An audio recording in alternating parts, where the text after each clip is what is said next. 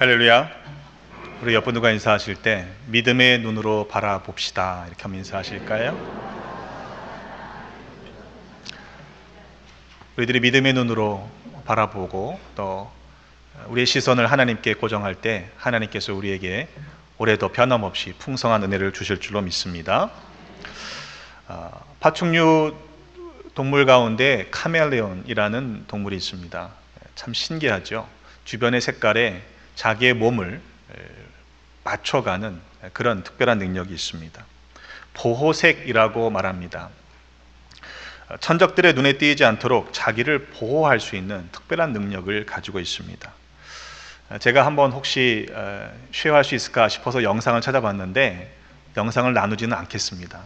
왜냐하면 여러분들이 그거 보시다가 마음이 분산될 것 같아서 제가 보여드리지는 않습니다만 나중에라도 찾아보시면 좋겠습니다. 그 영상을 보면서 참 하나님의 창조는 놀랍고 신비롭다라는 생각을 하게 됩니다. 어떻게 저게 저렇게 바뀔 수 있을까 하는 생각을 하죠. 하여튼 카멜레온이 자기의 몸의 색깔을 바꾸어서 주변의 색에 맞추는 이유는 자기를 보호하기 위함입니다. 그것이 자기에게 이익이 되기 때문에 자기의 몸을 색깔을 바꾸는 것이죠. 소위 세상에서 성공하려면 처세를 잘 해야 한다라고들 말합니다. 살다 보면 꼭 내 마음에 드는 일들만 할 수 있는 것은 아니지요. 때로는 마음에 들지 않아도 상대해야 되는 사람들이 있습니다. 하기 싫어도 해야만 하는 일들이 있습니다. 처세술에 능한 사람들은 상대적으로 성공할 가능성이 많은 것도 사실입니다. 하지만 처세를 잘하는 것, 그것도 결국에는 자기의 이익을 얻기 위한 것이지요. 그래서 내 생각과는 다르고 내 입장과는 차이가 있어도 상대방에게 맞추려고 하는 것은 상대방을 위한 게 아니라 내게 이익이 되기 때문이다 라는 이야기입니다. 오늘 본문에 등장하고 있는 바울의 모습을 보면 언뜻 생각하면 지조가 없는 사람이다 그렇게 보기 쉽습니다. 이랬다가 저랬다가 자기의 입장을 수시로 바꾸기 때문에 참 다른 사람의 눈치나 보고 또 다른 사람의 비위나 맞추는 한심한 사람처럼 여겨질 수 있는 것이죠. 하지만 바울은 이처럼 모든 것을 행했던 이유가 자신의 이익을 위해서가 아니라 오직 복음을 위하여 복음에 참여하고자 모든 것을 행했다라고 말씀합니다. 먼저 바울은 자신이 복음을 전하는 것을 자랑할 이유가 없다 말하지요. 부득불 할 일이기 때문이라는 것입니다. 아니 그 정도에 멈추는 것이 아니라 내가 복음을 전하지 않으면 내게 화가 있을 거야 라고까지 말하고 있습니다. 우리가 그 바울의 모습을 생각해 보면서 이 시대에도 바울처럼 복음을 전하는 사람들이 있다라고 한다면 어떤 생각을 하게 될까요? 좀 지나친 거 아니야? 광신자 아니야? 이렇게 생각하기가 쉬울 것 같아요. 복음을 전하면 좋은 것이지 뭐 전하지 않는다고 해서 내게 화가 있을 거라고 말하는 건 좀 지나친 거 아니냐? 이렇게 생각하기 쉽습니다. 하지만 바울은 그 이유를 이렇게 설명합니다. 공동 번역 성경으로 읽어보면 만일 내가 내 자유로 이 일을 택해서 하고 있다면 응당 보수를 바랄 수 있을 것입니다. 그러나 사실은 내 자유로 택한 것이 아니라 하나님께서 그 일을 내게 직무로 맡겨주신 것입니다. 이렇게 고백합니다. 바울이 그토록 복음을 전하지 않으면 내게 화가 있을 것이다 라고 말하는 이유가 무엇인가? 부득불 전할 수밖에 없는 이유가 무엇인가 하면 복음을 전하는 것이 바로 하나님께서 내게 맡겨주신 직무, 곧 사명이기 때문이라는 이야기지요. NASB 영어 성경에 보면 stewardship이라고 하는 단어를 사용합니다. 바울은 자기에게 주어진 것이 청지기의 직무다라고 명확하게 알고 있었던 것이지요. 때문에 하나님이 나에게 주신 청지기의 사명을 감당하지 않는다면 화가 임하지 않겠느냐라고 생각하는 것입니다. 자, 그런데 이 청지기가 된다는 것이 쉽지가 않습니다. 청지기는요, 주인이 아니라 관리자입니다. 주인이 그 청지기에게 뭔가를 맡겼기 때문이죠. 오너는 아닙니다. 만일 이 청지기가 주인의식을 가지고 충성되게 그 일들을 감당하면 참 일이 수월하겠습니다만, 그렇게 어떤 일을 맡은 사람이 주인과 같은 입장에서 일하기는 쉽지 않은 일입니다. 만약 그 청지기가 정말로 충성된 청지기가 되어서 주인의 마음으로 감당한다고 한다면 칭찬받을 만한 일이겠죠. 바울은 디모데전서 1장 12절에 말씀하기를 나를 능하게 하신 그리스도 예수 우리 주께 내가 감사함은 나를 충성되이 여겨 내게 직분을 맡기심이니 라고 고백합니다. 충성되게 여겨 나에게 직분을 맡겨주셨기 때문에 그 일을 제대로 감당해야 하는데 그 신의 일을 저버리면 결국 배신하는 것 아니겠느냐, 그러니 화를 당하지 않겠느냐라고 말씀하는 것이죠. 여러분, 과연 우리는 우리에게 주신 직분을 어떻게 여기고 있습니까? 정말로 내게 주신 직분을 하나님께서 나를 충성되이 여겨 믿고 맡겨주신 것이라 생각하고 있냐, 이 말입니다. 많은 경우에는 마음속에 부담이 생길 것입니다. 난 그렇게 충성하지 못하는데. 우리가 충성하지 못한다면 그 이유는 무엇일까요? 우리가 바울처럼 하지 못하는 이유는 바울처럼 능력이 없어서인가요? 실은 바울보다 능력이 없어서가 아닙니다. 왜냐하면 그 직분을 맡겨줄 때는 하나님께서 능력을 주실 것이기 때문입니다. 우리가 순종하면 하나님께서 그 은혜를 주심을 경험하게 되는 것이지요. 우리가 만일 그 말씀에 순종하지 못한다면, 우리가 맡겨진 직분에 충성하지 못한다면 어쩌면 우리는 그 맡은 바 사명을 하나님께서 내게 주신 것이다, 내게 맡기신 것이다 라고 생각하지 않기 때문은 아닌가 한번 살펴봐야 할 것입니다. 우리를 믿고 맡겨주신 직분입니다. 또한 예수님께서는 땅끝까지 이르러 복음을 전하라고 우리에게 명령하셨습니다. 지상명령이지요. 그런데 우리는 그것을 명령이라 여기지 않기 때문에 순종하지 못하는 것 아니냐? 복음 전하는 것을 해도 되고 안 해도 되는 그저 선택의 문제라고 여기고 내가 복음 전하지 않는 행위에 대해서, 모습에 대해서 스스로 합리화하고 있는 것은 아닌가 물어봐야 할 것입니다. 바울에게는 자신이 복음을 전해야 할 이유가 분명했습니다. 그가 모든 것을 행할 수 있었던 이유 또한 분명했습니다. 복음을 위한 것이었다는 것이지요. 아무쪼록 몇 사람이라도 구원하고자 여러 사람에게 여러 모습이 되었다라고 설명합니다. 자신이 그렇게 입장을 바꾸는 것을 변명하려는 것이 아니었습니다. 자신이 그렇게 태도를 다르게 취하고 있는 분명한 이유를 그는 알고 있었던 것이죠. 반면에 우리는 입장이 불분명합니다. 때로는 어정쩡하게 행동할 때가 더 많습니다. 어쩌면 내가 복음 전하는 일을 하지 않겠다라고 하는, 하기 싫은 나의 속마음, 숨은 마음을 그렇게 표현하려고 하는지도 모르겠습니다. 세번역 성경으로 다시 읽어보겠습니다. 나는 어느 누구에게도 얽매이지 않은 자유로운 몸이지만 많은 사람을 얻으려고 스스로 모든 사람의 종이 되었습니다. 유대 사람들에게는 유대 사람을 얻으려고 유대 사람 같이 되었습니다. 율법 아래에 있는 사람들에게는 내가 율법 아래에 있지 않으면서도 율법 아래에 있는 사람을 얻으려고 율법 아래에 있는 사람 같이 되었습니다. 율법이 없는 사람에게는 내가 하나님의 율법이 없이 사는 사람이 아니라 그리스도의 율법 안에서 사는 사람이지만 율법 없이 사는 사람들을 얻으려고 율법 없이 사는 사람 같이 되었습니다. 믿음이 약한 사람들에게는 약한 사람들을 얻으려고 약한 사람이 되었습니다. 나는 모든 종류의 사람에게 모든 것이 다 되었습니다. 이 말씀을요, 보는 관점에 따라서 바울이 마치 줏대 없이 이리저리 흔들리는 변덕스러운 사람처럼 오해할 수 있다라는 생각이 듭니다.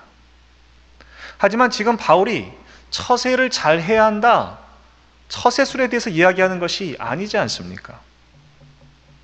세상에 보면요, 강한 사람 앞에서는 비굴하게 약한 척하고, 약한 사람 앞에서는 스스로가 강한 사람처럼 행세하는 비겁한 사람들이 있습니다. 그러나 바울은 자신이 약한 사람에게도 약한 사람처럼 되었다라고 말하고 있는 것이죠. 이유가 무엇입니까? 그 약한 사람을 얻기 위해서입니다. 내가 가진 기준이 오르니까 나를 따라와라, 이렇게 말하기는 쉬워요. 하지만 다른 사람들의 눈높이에 맞춰서 자기 자신을 낮춘다고 하는 것, 때로는 그것이 속상하기도 하고요, 속이 뒤집히는 일이기도 합니다.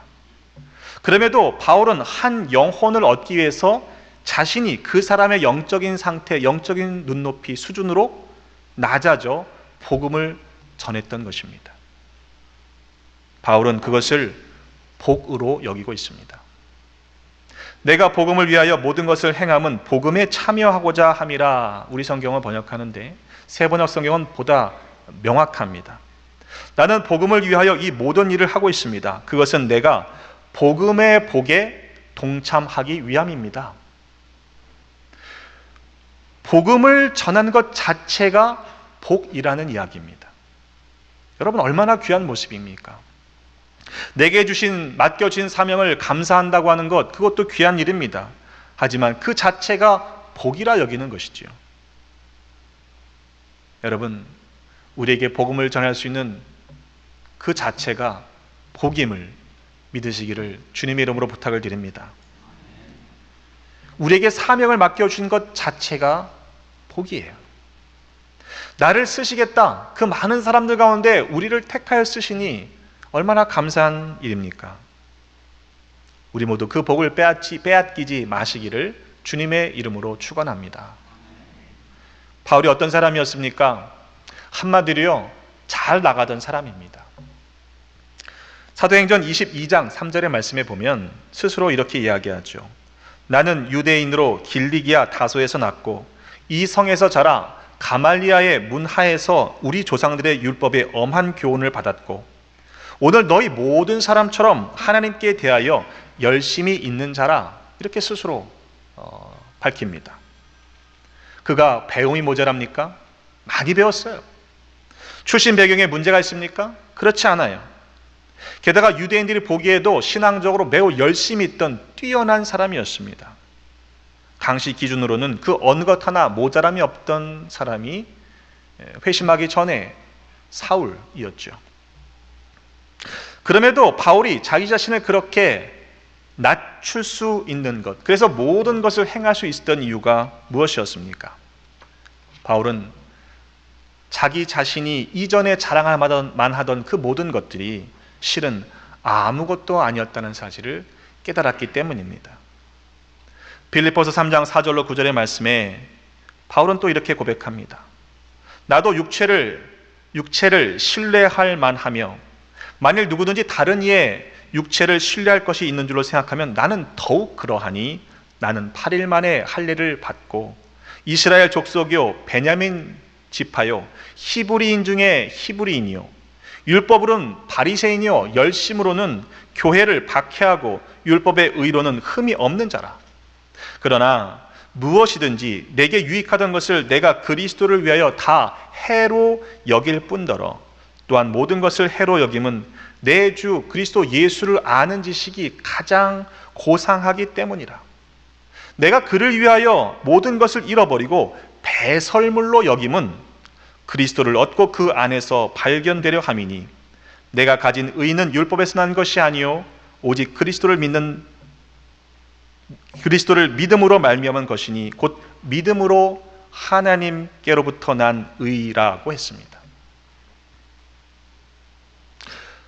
바울의 태도는요, 고자세가 아니었어요. 궁금한 게 있으면 찾아와서 나한테 한 수 배우라고 그래, 이렇게 말하지 않았습니다. 한 영혼을 얻고자 그 사람의 입장과 그 사람의 신앙의 상태를 고려해서 눈높이를 맞춰줄 수 있었던 사람입니다. 저는 그것이 능력이라고 생각합니다. 그 눈높이를 맞추시는 것이 능력이에요. 자기만 옳고 내가 최고로 생각하는 사람은요, 결코 융통성을 발휘할 수가 없습니다. 어떠한 상황이든지 그 변화의 폭, 높고 낮음, 넓고 좁음의 그 변화의 폭을 감당할 수 있는 것이 실은 성숙한 믿음이요, 능력 있는 사람입니다. 내가 아는 것만 옳다고 고집하는 것은요, 성숙하지 않은 모습입니다. 음악의 악상기호 가운데 여리게와 강하게, 강하게와 약하게 이런 표현들이 있죠. 근데 여러분, 매우 강하게와 매우 여리게 중에서 표현하기 쉬운 쪽이 어느 쪽입니까? 여리게가 쉬워요? 강하게가 쉬워요? 찬양대. 강하게가 쉽습니다, 실은. 강하게는 그냥 질르면 되잖아요. 근데 여리게 내면서 소리를 제대로 낸다는 것이 어려워요. 엄청 강하게, 포르테시시모라는 표현과 엄청 약하게, 여리게, 피아니시시모의 이 사이에는 여러 개의 다른 표현이 등장하는데, 성장이 풍부하고 훈련이 많이 된 사람일수록 이 세세한 표현들을 잘 나타낼 수 있습니다. 근데 훈련이 잘 안 된 사람들은요, 엄청 강하게나 엄청 여리게나 비슷해요. 이 폭의 차이가 없기 때문에 표현할 능력이 없는 거죠. 마찬가지로 우리의 신앙의 모습도 마찬가지라고 생각합니다, 저는. 우리가 높고 낮음, 크고 작음을 다 표현할 수 있는 그런 엄청난 볼륨을 가지고 있으면 표현하기 쉬운 거예요. 종종 보면 착한 사람들이 오히려 고집스러울 때가 있습니다. 그런 경우 보시나요? 자기가 착하다는 걸 알기 때문에 나와 다른 사람의 의견을 보면 다른 사람은 어떻게 되는 거예요? 나는 착하니까 나와 다르다? 저 사람은 악하다, 이렇게 생각하는 거죠. 그래서 착한 사람이 자기가 옳다 여기는 것들을 생각을 바꾸기가 쉽지 않습니다. 하지만 내 기준으로 자신이 착하다, 선하다 말하면 안 되는 것이죠. 로마서 3장 10절로 12절에 말씀하기를 기록된 바 의인은 없나니 하나도 없으며 깨닫는 자도 없고 하나님을 찾는 자도 없고 다 치우쳐 함께 무익하게 되고 선을 행하는 자는 없나니 하나도 없다 그랬습니다. 그러니까 내 안에 선한 건 사실은 없는 거예요. 그런데 가끔씩 선한 일들이 생각이 나고 마음속에 이 일들을 해야겠다라는 어떤 생각들이 떠오를 때는 왜 그렇습니까? 하나님이 우리들 가운데 선한 생각을 넣어주신다고 여러분 믿으시기를 간절히 바랍니다. 내 안에서 착한 일을 시작하시고 이루시는 분은 하나님이시란 사실을 인정해야 하는 것입니다. 하나님께서 이스라엘 백성들을 가르치실 때 종종 목이 곧은 백성이라는 표현을 사용하셨습니다. 신명기 9장 6절의 말씀에도 보면 그러므로 네가 알 것은 네 하나님 여호와께서 네게 이 아름다운 땅을 기업으로 주신 것이 네 공의로 말미암음이 아니니라. 너는 목이 곧은 백성이니라. 이렇게 말씀하셨어요. 종종 교만한 사람들 보면서 어떻게 말씀하시죠? 우리도 목에 기부스를 했나? 이런 표현하잖아요. 여러분, 목이 곧으면 어떻게 됩니까? 부러지기 쉽습니다. 하나님 앞에서 목이 곧은 백성으로 살아가서는 안 될 것입니다. 바라기는 우리 모두가 하나님 앞에 겸손하게 순종하며 살아가시기를 주님의 이름으로 축복합니다. 그런데 우리가 오해하지 말아야 할 것은 이러한 융통성과 유연성이 상황에 따라서 그 진리의 말씀을 바꿔도 된다라는 것으로 여겨서는 안 된다는 것입니다. 복음의 진리는 그대로인데 그 진리를 담는 그릇을 바꾸어야 한다는 것이죠. 사람이 받을 만한 그릇에 그 복음을 담아 전달해야 한다는 것입니다. 복음이라고 하는 그 내용을 훼손해서는 안 됩니다. 복음을 전달하기 위한 형식은 바꿀 수 있어야 하는데 그것이 곧 능력입니다. 바울은 고린도 교회 편지를 보내면서 이렇게 쓰고 있습니다. 고린도전서 3장 1절로 2절의 말씀에 보면 형제들아 내가 신령한 자들을 대함과 같이 너희에게 말할 수 없어서 육신에 속한 자 곧 그리스도 안에서 어린 아이들을 대함같이 하노라. 내가 너희를 젖으로 먹이고 밥으로 아니하였노니 이는 너희가 감당하지 못하였음이거니와 지금도 못하리라 그랬어요. 아니, 젖먹이 아이한테 밥을 줘서는 안 되는 거 아닙니까? 그러니까 젖먹이의 아이의 수준에 받을 만한 내용을 그렇게 받을 만한 수준으로 담아서 전달했던 것이죠. 왜냐하면 당시 고린도 교회 교인들은 네 편이니 내 편이니 서로 분열되고 또 갈등 가운데 있었기 때문입니다. 성숙하지 못했던 교인들의 신앙적인 상태를 고려해서 그들의 신앙의 눈높이에 맞춰서 편지를 썼던 것이지요. 또한 우리가 주의해야 할 것은 한 영혼을 얻기 위하여 모든 것을 행한다라고 해서 그리스도인으로서 마땅하지 않은 일들을 행해서는 안 된다는 것입니다. 악한 세력을 너무 얕잡아 보지 마십시오. 쉬운 상대로 여기지 마십시오. 우리가 복음을 전하기 위해서 그들 안에 들어가 그들처럼 동화되라는 이야기가 아닙니다. 호랑이를 잡으려면 호랑이 굴에 들어가야 하지 않겠느냐라고 말씀들을 하십니다만 준비 없이 호랑이 굴에 들어가면 잡혀먹기 딱 좋습니다. 예전에 어느 집사님 가정에 신방을 갔는데요. 예배가 다 끝날 무렵에 불쑥 그 어느 분이 그 집을 찾아왔습니다.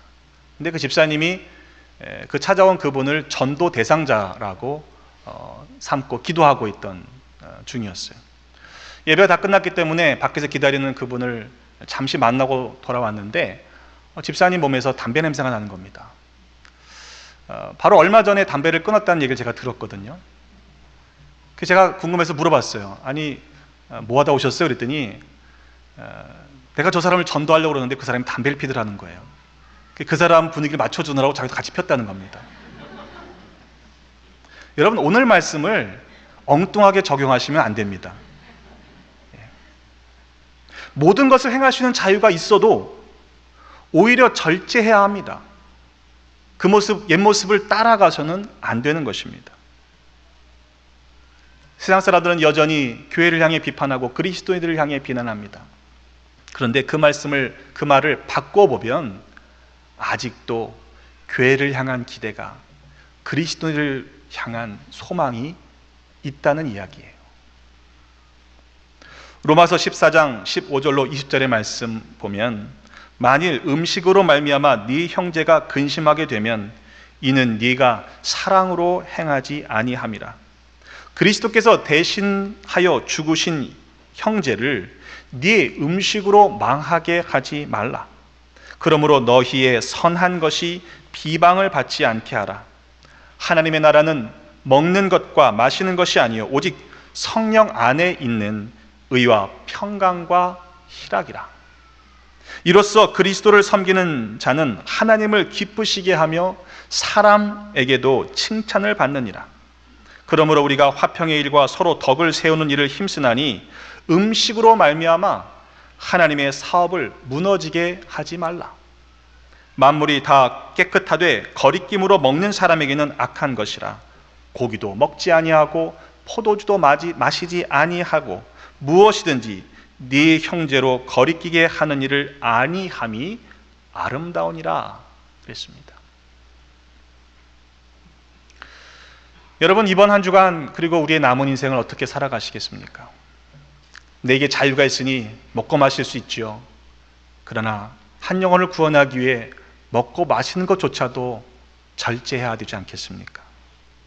복음을 전하는 것이 우리에게 허락된 복이라는 사실을 여러분 믿고 살아가십시다. 우리에게 맡겨주신 사명을 충성되게 감당하는 신실한 청지기들이 되십시다. 믿음의 눈높이를 조절할 수 있는 능력을 소유하셔서 믿음이 연약한 자들까지도 품을 수 있는 성숙한 그리스도인들이 되시기를 주님의 이름으로 축복합니다. 나 자신의 이익을 구하기에 바빠서 여전히 우리 주변에 있는 이런 영혼들, 그들을 외면하는 이기적인 신앙인으로 살아가셔야 되겠습니까?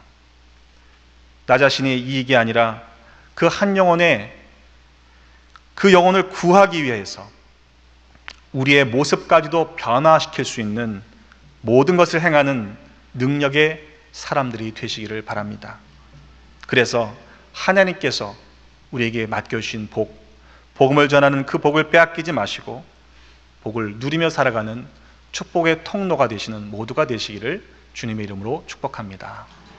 기도하겠습니다. 하나님, 아들 예수 그리스도를 우리에게 내어주시고 십자가의 죽으심으로 말미암아 우리의 죄를 대속하여 주셨으니 감사합니다.